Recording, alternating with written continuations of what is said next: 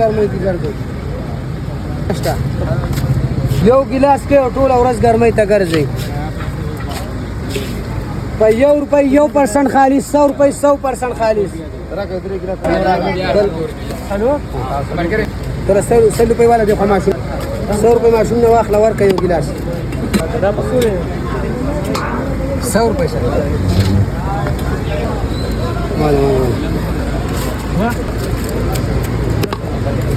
100 روپۍ ګلاس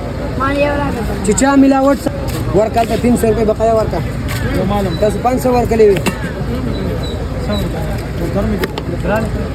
300 بقایا ورکړه دی خو زموږ پاسه ته سمون والا نه دغه بل فائدہ والے دا موږ مکس کوو خلک مکس کیږي